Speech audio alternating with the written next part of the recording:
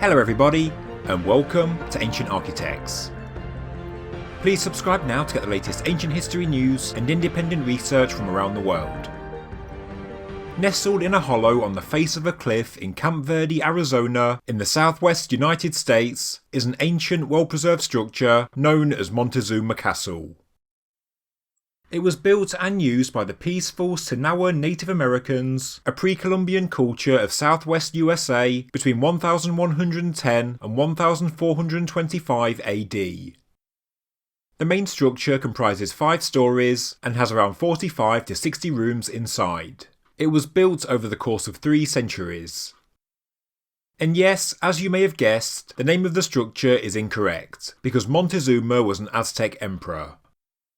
When the Europeans first observed the ruins in the 1860s, they thought the structure was connected to the Aztecs, possibly the home of the emperor.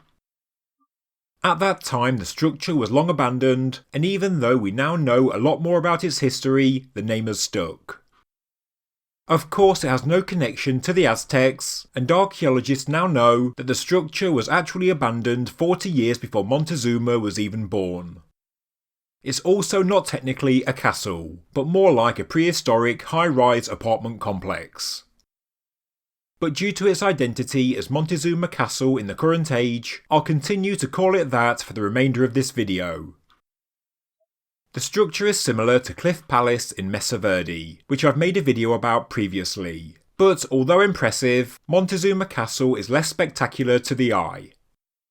It is situated 90 feet up a sheer limestone cliff and it faces Beaver Creek. It is one of the best preserved cliff dwellings in North America, and that is because it was built inside a natural alcove with minimal exposure to the elements. The construction project is incredible, being in a precarious location to build, together with a huge floor space over its 5 stories. This is no easy construction project, and it is clearly the work of daring builders and skilled engineers.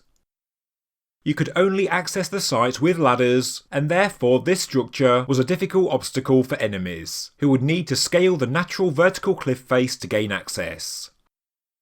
But some say that the reason for the locality may have been less because of its defensive qualities, but more because the river of Beaver Creek was prone to annual flooding. During the summer monsoon season, the creek would break its bank and the floodplain would be inundated with water. But maybe it was built on a cliff for 2 reasons: for protection from enemies but also from nature, and the cliff dwelling also offered shelter from any strong wind. You can see the ancient stone and mortar masonry today, constructed from chunks of limestone from the base of the cliff, as well as mud and clay from the creek bottom. The Sinagua people were clearly resourceful. The ceilings of the rooms had timber and a type of roof hatching, which came from the Arizona sycamore trees which are native to the Verde Valley. The Sinagua people are believed to have occupied the region since around 700 AD, although they abandoned the area in the 11th century after the eruption of Sunset Crater volcano 60 miles away. But the ash from the eruption made for fertile ground, and the Sinagua settled back to the region around 1125 AD. This is when it was thought they started work on Montezuma Castle, which means it could have been built in such a location to offer protection from volcanic eruptions. The building gradually grew upwards generation by generation. It is thought that its peak population was around 1300 AD, with the castle housing between 30 and 50 people in approximately 20 rooms.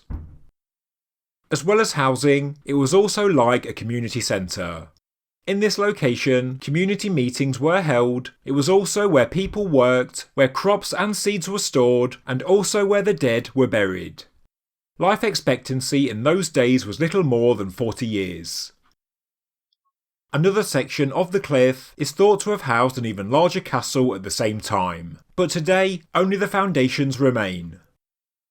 The Sinagua people abandoned the settlement sometime after 1425 AD, as did many other cultural groups in this part of North America. Experts have offered a number of ideas why, including a drought, depleted resources, or even possibly warfare with neighbouring people.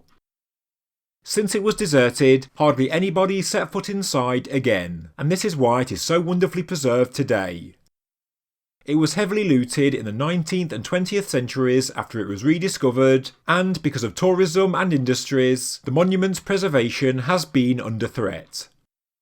Finds from the site show that these were a simple people, yet gifted craftsmen, and they used natural resources to create practical tools and ornaments. They were master spinners and weavers, and created intricate designs made from cotton that they grew themselves. They used stone axes to cut down trees, and experts estimate that they could drop an average-sized tree in just 15 minutes. Many artefacts from the castle were not native to the area, which proves that these people were traders, bartering for items from different tribes hundreds of miles away. It was once a thriving commercial centre for goods and also possibly ideas. Any viewers that like watching old western movies may know it from Flaming Feather, a film from 1952. In the production, local Native Americans were used as extras, but they refused to enter the ancient cliff dwellings because they were the dwelling places of the dead. Production was halted, and the extras had to be replaced by a band of Navajos who were brought in from 137 miles away. Weren't the ancient filmmakers respectful? It was declared a US national monument in 1906, and 60 years later, President Roosevelt added it to the National Register of Historic Places. It has undergone a number of phases of restoration, which began in 1933 to repair the damage caused by looters. Every decade or so since, work has been done to ensure this ancient wonder survives and continues to inspire. It attracts around 400,000 tourists every year and is open from 8 AM to 5 PM every day, all except Christmas Day. There is also a museum at the site with some fantastic artefacts of the Sinagua culture, and by all accounts, it's certainly worth a visit. There is more to see in the area, including Montezuma Well, just 5 miles north of the castle in the town of Rimrock. It is a large natural limestone sinkhole that also contained ancient Sinagua dwellings. From rim to rim, the well is 386 feet in diameter and contains a near constant volume of natural spring water, even in times of severe drought, and is therefore an obvious place for ancient people to settle. But the water is highly carbonated and contains high levels of arsenic, which, if unknown by the Sinagua people, could have led to health complications. The earliest ruins at the well date to around 1050 AD. The Sinagua and even possibly earlier cultures intensively farmed the land surrounding the well.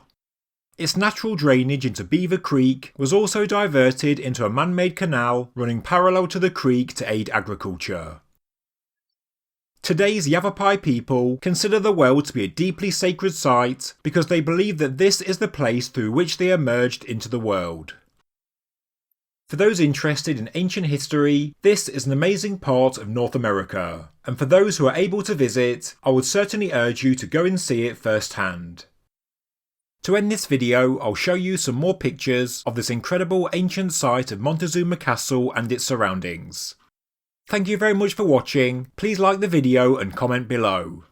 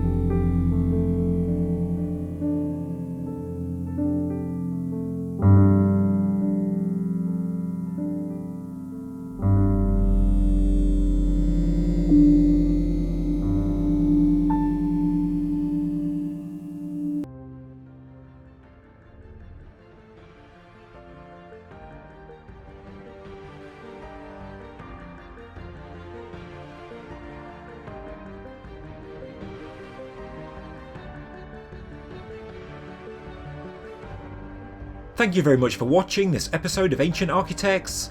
If you enjoyed the video, please subscribe to the channel, please like the video, and please leave a comment below.